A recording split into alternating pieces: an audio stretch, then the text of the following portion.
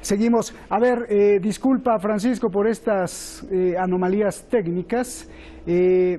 Primero acaba con esta idea brillante y además tan bien explicada, literaria, de la analogía que hacías con Roma y los antiguos tiempos y ahora. Por favor. Sí, pues lo que estaba diciendo es que una de las cosas que ocurrieron en aquel tiempo fue que para Roma se magnificó la capacidad ofensiva y se mitificó lo que suponía el peligro parto para Roma, hasta tal punto que se convirtió en un verdadero desafío para todos los aristócratas que llegaban a la vida militar el poder algún día vencer a Partia, incluso sobrevalorándola por encima de sus capacidades y del beneficio que esa campaña podría tener. Lo cierto y verdad es que trasladado a nuestro tiempo, la analogía básicamente consiste en que entre Roma y Estados Unidos, Partia y el actual Irán, en que Estados Unidos no puede ganar pero no puede perder. Y Irán, Partia, en aquel momento le pasaba 3/4 de lo mismo. No podía tampoco ganar y no podía perder. Era un empate técnico que se prolongó durante siglos en una relación de fuerzas totalmente asimétrica, que es la que está ocurriendo ahora mismo. Lo que nos enfrentamos estos días, lo que estamos asistiendo, es toda una coreografía que tiene dos planos completamente diferenciados.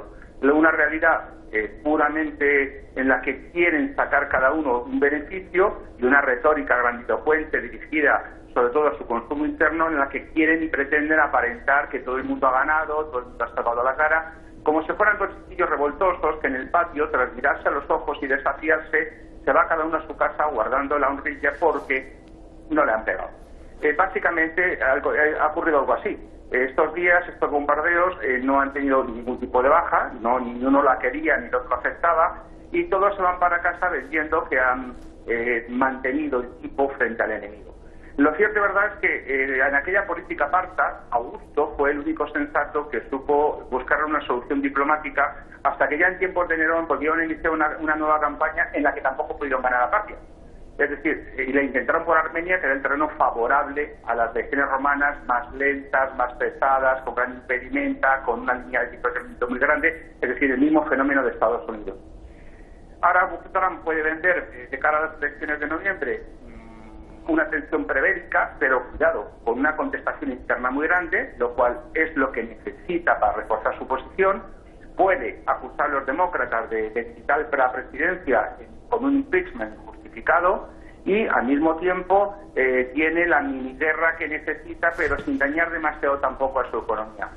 Por otro lado, Irán se ha visto obligada a aceptar que el acuerdo de Viena es papel mojado. No sé si pondrá en marcha el resto de las centrifugadoras y superará el límite permitido, y si se tirará por una vertiente afirme esa soberanía ilimitada y esa independencia. No parece tampoco muy probable, porque Irán no va a hacer nada que provoque una respuesta ilimitada de Roma, de Estados Unidos. Entonces, más bien parece que estos bombardeos y todo esto son algo previamente pactado por persona interpuesta para permitir que Irán salve la honrilla, y mantenemos la tensión y mantenemos el desafío, un desafío que en este momento no se le ve solución posible. Lo que sí quiero señalar, porque es una noticia que se ha manejado poco, es que a pesar de la retórica tendente a rebajar la escalada de estos días, en este momento en las bases militares norteamericanas de España, el tráfico aéreo tanto de los C-5 Galaxy como de los vehículos, de los aviones de transporte norteamericanos, está siendo exactamente igual de intenso que en los días previos a la Segunda Guerra del Golfo. Y eso es algo importante porque significa que se están reforzando. De hecho, por aquí ayer pasaron las fuerzas especiales de la CIA que se han perdido en algún lugar del Mediterráneo Oriental, no sabemos con qué fines, con lo cual sí sabemos una cosa, están reforzando las posiciones militares norteamericanas en Oriente Medio. ¿Hasta qué punto, con qué fin? Es una incógnita. Pues no nos asustes, Francisco, porque algunos ya creían que había acabado. El líder de Irán dijo, y esto se la pregunté a Maximiliano, el líder de Irán dijo que esto que vimos, los misiles de Irán sobre la base estadounidense, que solo es una caricia, es una bofetada, pero que es el inicio y que la venganza, ahí viene, y esa venganza será sacar a todos los soldados y posiciones de Estados Unidos de esta región. Ya lo había advertido también la Fuerza de Resistencia, que si no se van por las buenas, se van en cajas de muerto, en ataúdes. Francisco. Pero debemos distinguir, Roberto, distingamos una venganza de un movimiento táctico estratégico. La venganza es algo irracional. La venganza es algo que se ejecuta como respuesta desmedida ante una ofensa que se ha sufrido. Oye, pues es muy fácil. Hemos visto cómo los drones de Ansarollah le han dado duro a los oleoductos saudíes y no ha servido para nada el sistema de defensa antiaéreo de los Patriot que les habían metido los americanos. Lo mismo pasa con Israel. ¿Quieres una verdadera venganza? Pon los misiles de Tel Aviv. El problema es que tienen 400 ojivas nucleares los de Israel. Cuidadito con las venganzas.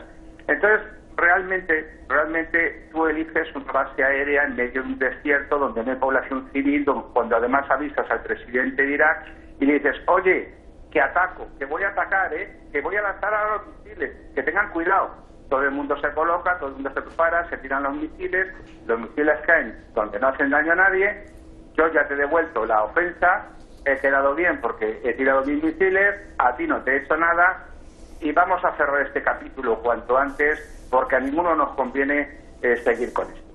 Bien. Básicamente esa es la lectura. Recordemos, la verdadera fuerza de Irán es la que tenía Partia. Los partos eran fuertes porque eran menos, pero eran muy móviles, desaparecían en el terreno y hacían lo mismo que hicieron los rusos en todas las campañas con Napoleón o en la Segunda Guerra Mundial. Cambiaban espacio por tiempo. Yo sigo preguntando, y si alguien me lo demuestra, pues fantástico.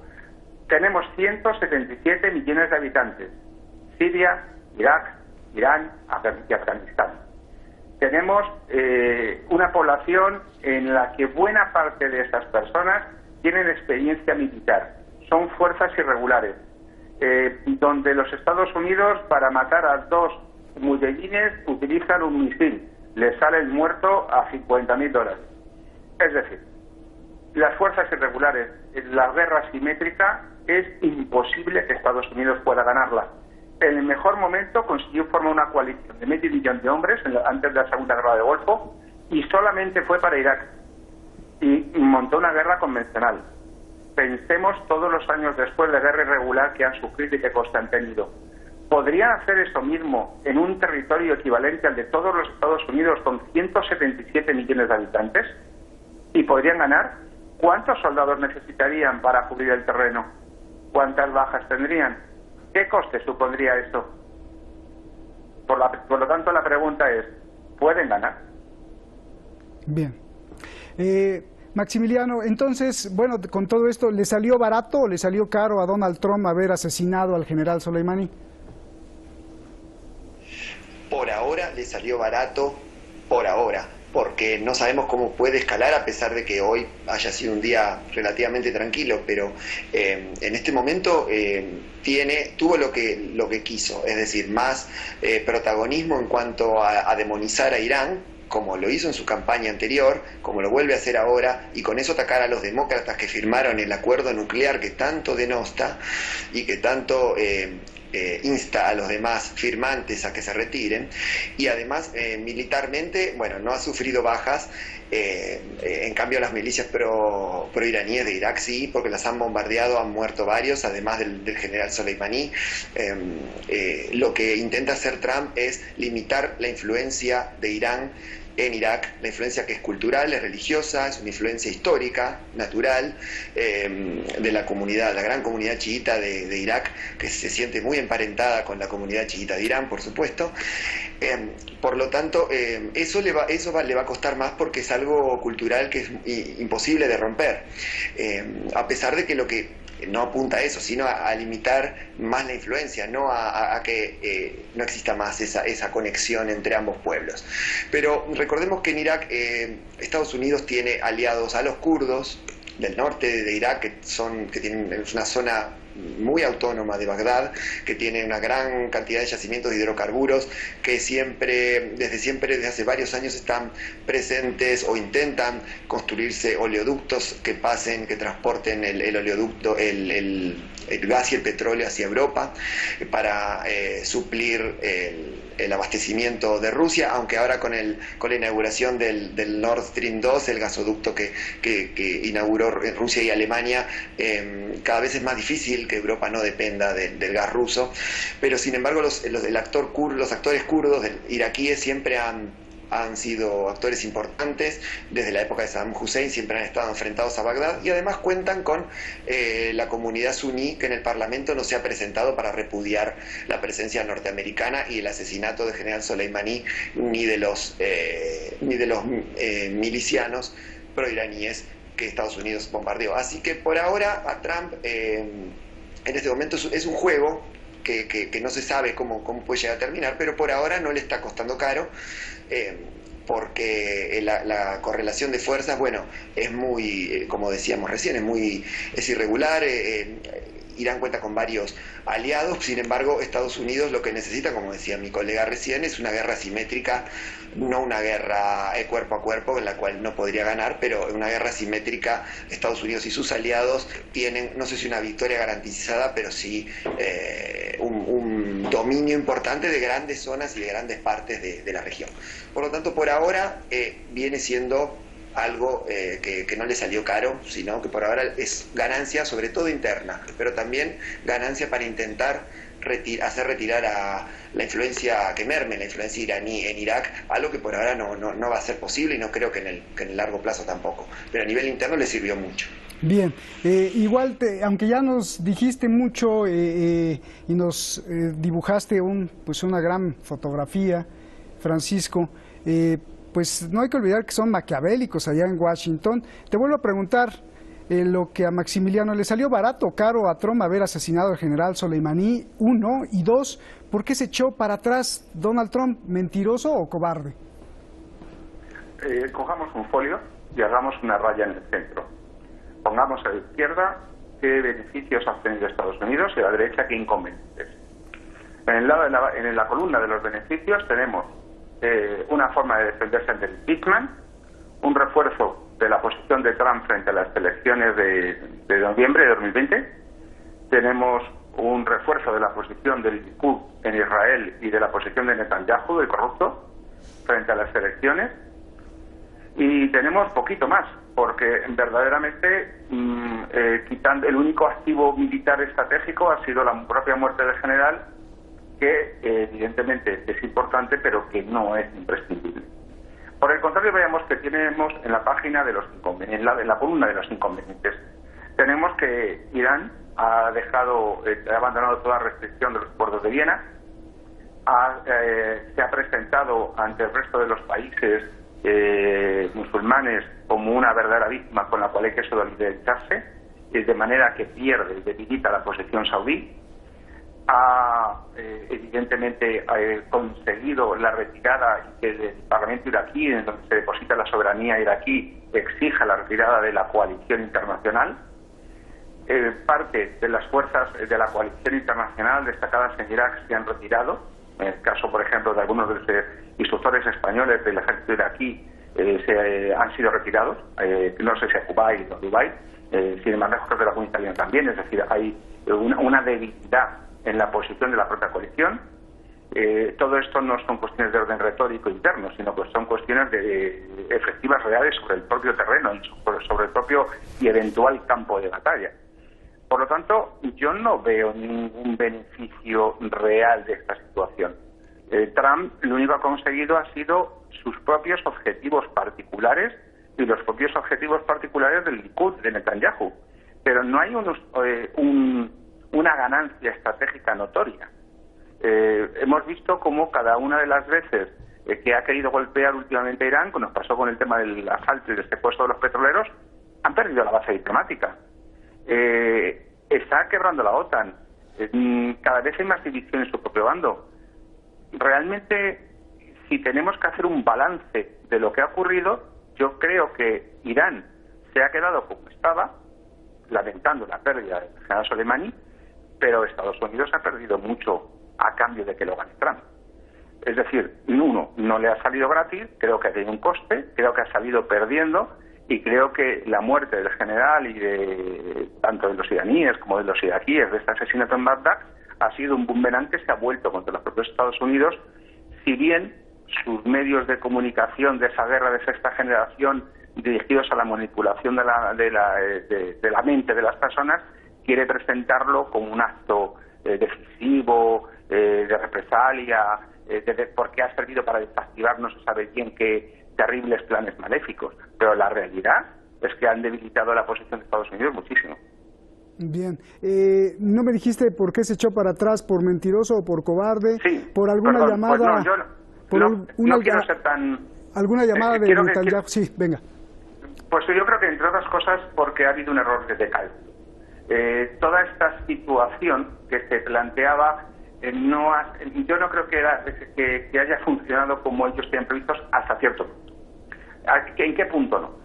Pues evidentemente en el punto del tema de Rusia. Yo estoy convencido que las conversaciones entre Putin y Trump han tenido mucho que ver con el tema de suavizar la situación, y probablemente también esas mismas conversaciones de Moscú con Washington muy probablemente también hayan tenido lugar entre Moscú y Teherán. Y ese papel que todavía no tengo claro ni está perfectamente definido que haya podido jugar Rusia en toda esta historia, ha tenido que tener más importancia de la que parece a la hora de destensar y de pacificar, e incluso de alguna manera de convenir de forma tácita, si se quiere, alguna salida honrosa para Irán de esta situación, por lo menos para dejar las cosas lo más parecido a como estaban. Bien, Maximiliano, el presidente de Irak llamó al secretario de la ONU para decirle que haga algo porque Irak debe ser respetado y no ser campo de batalla de otros países. El primer ministro de Irak también dijo que si bien Irán le avisó unos minutitos antes del ataque, repudia que el suelo de Irak sea un campo de batalla de misiles de Estados Unidos y de Irán. ¿Tu análisis? ¿Qué opinas?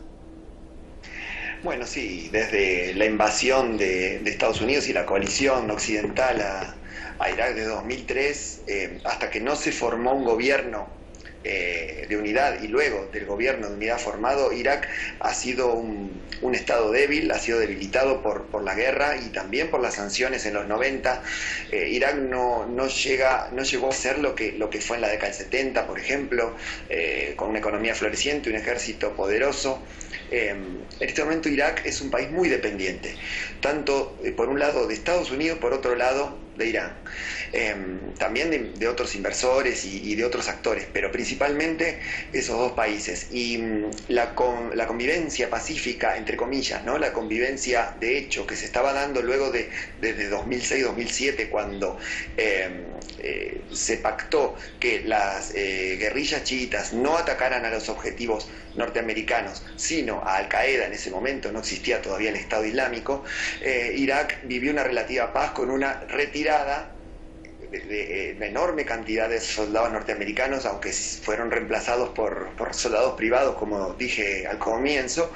Pero Irak siempre necesitó en este momento, más que necesitó, fue influido por los ministros y los políticos que Irán ponía o mandaba poner en su territorio, pero más aún Estados Unidos con su ocupación militar.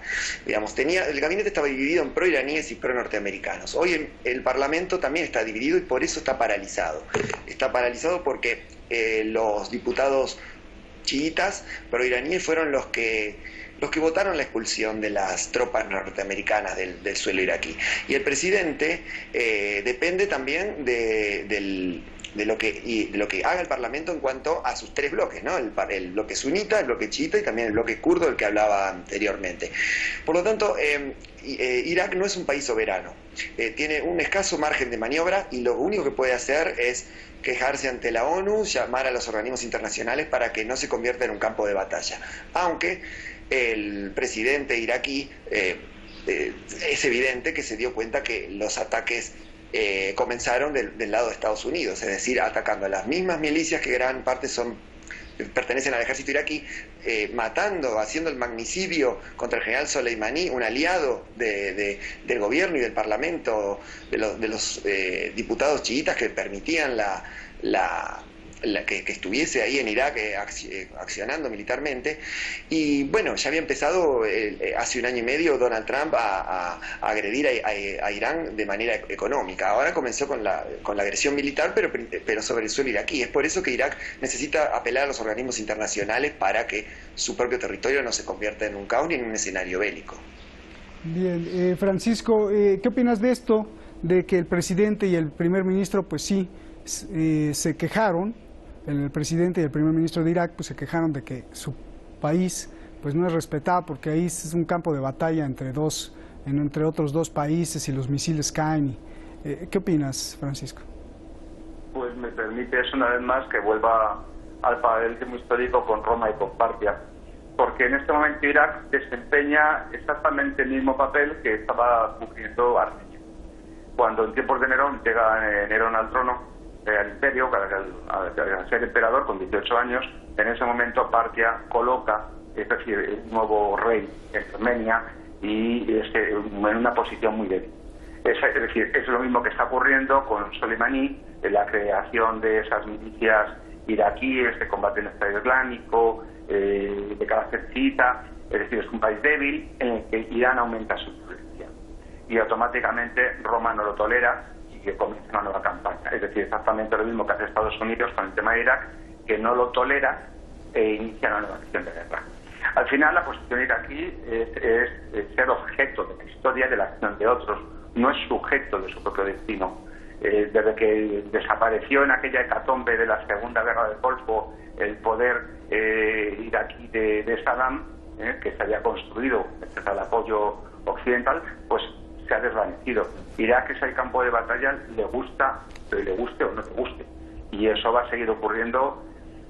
Y la única posibilidad que tiene es que al final, como buena parte de su población de carácter chiita, se terminará decantando por Irán, y porque si no sería traicionar su propia alma.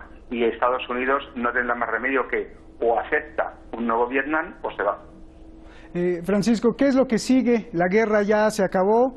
El líder de Irán, como repetí hace un rato, dice que las tropas de Estados Unidos se tendrán que salir sí o sí, pero Trump dice que por supuesto que no, y no solo que no se van a ir, sino que ahora también va a traer a la OTAN con más refuerzos. Bueno, eso de que va a traer la OTAN es algo más que discutir. Traerá lo que pueda de la OTAN. Por lo pronto, algunos países de la OTAN lo que ha hecho ha sido retirar sus fuerzas de Irak a posiciones más conservadoras para evitarse bolsas de plástico, muertos y daños colaterales de una decisión norteamericana. Por otra parte, en este momento la Unión Europea está muy enfadada con Estados Unidos en la medida en que Trump y Estados Unidos ha actuado de forma completamente bilateral con la cuestión de Irán y ha dejado a todos los países europeos, a los principales países europeos, vendidos con los acuerdos de Viena. Les ha demostrado además y les ha convencido que no son países soberanos, porque al manipular y mangonear a su antojo el sistema de pagos internacionales, el sistema SWIFT, les ha hecho ver que tienen la necesidad de crear un sistema de pagos propio, que es lo que está ocurriendo en Extremo Oriente, con China, con Rusia, con otros países que están creando ese sistema. Por lo tanto, no veo la implicación de los países de la OTAN, que bastante tienen ya con apoyar en el cerco a Rusia con fuerzas militares, como están haciendo, desplazando a las fronteras rusas fuerzas armadas sin necesidad. Hay países, como es el caso de España, que tiene desplazados 600 y pico soldados al Líbano, donde no tiene ninguna gana de verse envuelto en una guerra, y que, por cierto, el último muerto español fue como consecuencia de un bombardeo israelí, un cabo. Entonces, no tiene ninguna gana de meterse implicados en una guerra con el coste económico que tiene eso, con una tercera fase de la gran crisis de 2008 en ciernes, en una situación económica muy débil, con unas deudas públicas que se han disparado. Es decir, la situación económica norteamericana no es la europea. Por lo tanto, Trump puede decir lo que quiera y los europeos harán lo que les parezca. Canadá, el Reino Unido, pues bueno, pues como son un estado más de la Unión, harán lo que diga la Washington.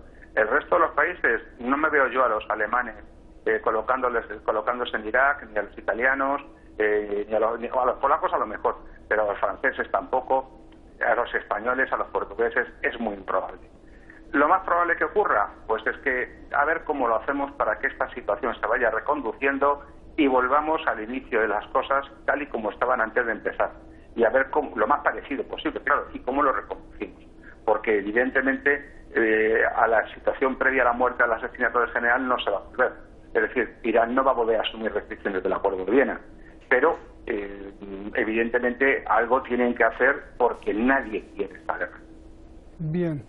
Maximiliano, ¿cómo Irán se liberará de las sanciones de Estados Unidos? ¿Se encomendará a la suerte de que Trump pierda las elecciones? ¿O qué fuerza puede aplicar para quitarse esa asfixia económica? Bueno, esto lo ha estado intentando desde hace 1 año y medio, cuando Trump se retiró del tratado nuclear, ¿no? Que es reforzar sus lazos con Rusia y China y persuadir a los europeos para que no se retiren del tratado y que no teman comerciar con Irán, invertir en los grandes planes de inversiones que tenían las empresas europeas, tanto bancarias, aeronáuticas, de hidrocarburos, en varios sectores de la economía iraní. Y para ello se había creado un sistema por el cual por ahora no surgió efecto, por el cual no se utilizaba el dólar americano para las transacciones, sino que era una especie de intercambio de producto por producto. Es decir, se compra un producto europeo y se intercambia por petróleo o algo o granos y materias primas que produce Irán. Es algo bastante, en este momento, rudimentario, no está puesto en práctica, no se ha desarrollado tanto. Europa sigue temiendo que eso también le pueda llegar a traer alguna sanción. Por lo tanto, en este momento es muy difícil que Irán pueda salvarse 100% de las sanciones de Estados Unidos. Sí existe, por ejemplo, China, que continúa comprándole petróleo, tiene, si no me equivoco, algún comercio del mismo tenor con India, y bueno, después también el presidente de Japón se ha acercado bastante a Teherán, y también Malasia. Son países de peso regional que han buscado una salida para Irán y también para hacer sus propios negocios y su propio comercio con el país persa. No creo que Irán apueste a que pierda Donald Trump las elecciones, porque esta estrategia que está llevando a cabo, pese a la oposición demócrata, yo creo que le está llevando mucha agua para su molino, le está trayendo mucho rédito, y lo del impeachment, el intento de destitución, que sabemos que eso no va a ocurrir, también lo va a sacar fortalecido, porque va a denunciar una persecución política. Entonces, no apuesta a eso Irán. Si Trump se va y los republicanos se van, va a ser mucho mejor para Irán, aunque en las administraciones demócratas también ha tenido roces y rivalidades, pero creo que le ha ido mejor a Irán en su política exterior con la administración, por ejemplo, de Clinton y también de Obama, pero va a apostar más a que aliados regionales, por ejemplo Qatar también, o la apertura que tuvo Turquía, que se despegó un poco de la guerra de Siria, que siga teniendo su influencia, se acercó más a Rusia y a Irán. Por ese lado, y por los aliados regionales y extrarregionales que pueda llegar a conseguir, algo va a hacer, que va a proporcionar que se libere de las sanciones, y vamos a ver qué nuevas sanciones va a imponer Estados Unidos, si es que lo va a hacer o es solamente la verborragia del presidente ante el ataque de Irán. Pero por ahora esa es la única carta que puede jugar Irán, porque el enriquecimiento de uranio es a un nivel muy, muy escaso, y eso no disuade a nadie, porque Irán está muy lejos de construir una bomba nuclear, si es que se propone hacerlo, cosa que en este momento no le interesa hacerlo. Eso es una jugada más bien simbólica. Así que va a tener que depender de algunos países con buena voluntad y con ganas de comerciar con Irán. Pues les agradezco mucho, gracias Maximiliano. Francisco, si quieres decir solo una frase, porque ya no hay tiempo, si cierras con una frase como metiendo gol, se nos acabó el tiempo, y disculpa estos errores técnicos. Gracias. Ha sido un placer venir al programa. Estados Unidos no puede perder y no puede ganar, y Irán no puede ganar, pero no puede perder. Muchísimas gracias, gracias a los dos, buenas noches aquí en Teherán. Y hoy que estamos muy astronómicos, no solo por las cifras de millones de dólares o por las muertes de las armas, sino porque la gente pues ha volteado también al cielo, no solo para ver los misiles volar. Quiero cerrar con una cita encantadora de Carl Sagan, cuando muestra nuestro planeta Tierra visto desde lejos, desde el espacio y desde muy lejos. Dice así: mira de nuevo ese punto azul. Eso está aquí, esa es la casa, esos somos nosotros. En él, todos los que amas, todos los que conoces, todos los que has oído, todos los que has visto, todos los seres humanos que alguna vez fueron, el conjunto de nuestra alegría y sufrimiento, miles de religiones, ideologías y doctrinas económicas, cada cazador y recolector, cada héroe y cobarde, cada creador y destructor de la civilización, cada rey y campesino, cada pareja enamorada, cada madre y padre, cada hijo, cada inventor y explorador, cada maestro de moral, cada político corrupto, cada estrella de rock, cada líder, cada santo y pecador en la historia de nuestra especie, vivió ahí, en una mota de polvo, suspendida en un rayo de sol. Buenas noches.